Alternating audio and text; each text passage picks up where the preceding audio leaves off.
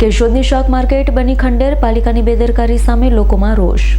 વર્ષોથી બંધ શાક માર્કેટ જર્જરિત હાલતમાં ક્યારે તૂટે તેની રાહ જોતી લટકતી તલવાર। કેશોદ નગરપાલિકા સંચાલિત વર્ષો જૂની શાક માર્કેટ હાલ જર્જરિત અને જોખમી હાલતમાં ઊભી છે। માર્કેટની આસપાસ જ્યાં નજર કરો ત્યાં ગંદકીના ગંધ, કચરો, દારૂની ખાલી બોટલ અને રખડતા આખલાઓના કારણે જાણે શાક માર્કેટ નહીં પરંતુ ગંદકી અને અવ્યવસ્થાનો અડ્ડો બની ગયું હોય તેવા દ્રશ્યો જોવા મળી રહ્યા છે।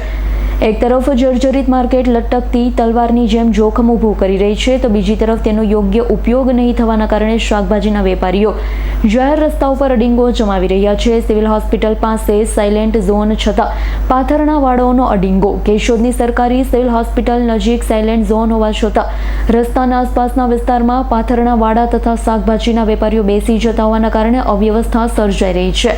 હોસ્પિટલમાં સારવાર માટે આવતા દર્દીઓ અને તેમના પરિવારજનોને તો મુશ્કેલી પડે જ છે, પરંતુ સૌથી ગંભીર બાબત એ છે કે ઇમરજન્સીમાં દોડતી 108 એમ્બ્યુલન્સને પણ અવરજવર દરમિયાન અડચણોનો સામનો કરતો હોવાની ફરિયાદ ઉઠવા પામી રહી છે।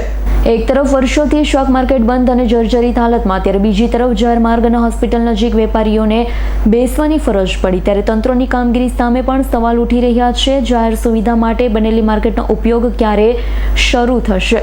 સ્થાનિક લોકોની માંગણી છે કે કેશોદના પટેલ રોડ પર આવેલી શાક માર્કેટને વહેલી તકે કાર્યરત કરવામાં આવે, માર્કેટની જરૂરી મરામત તથા સફાઈ કરવામાં આવે, સરકારી હોસ્પિટલ નજીક નડતરરૂપ રીતે બેસતા ફેરિયાઓને યોગ્ય વૈકલ્પિક વ્યવસ્થા સાથે ત્યાંથી હટાવવામાં આવે।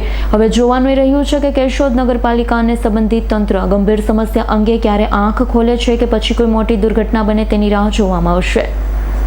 રાવલિયા મધુનો રિપોર્ટ, S9 ન્યૂઝ, જૂનાગઢ। અમારી તમામ માહિતીથી અપડેટ રહેવા માટે જોડાયેલા રહો S9 ન્યૂઝ સાથે।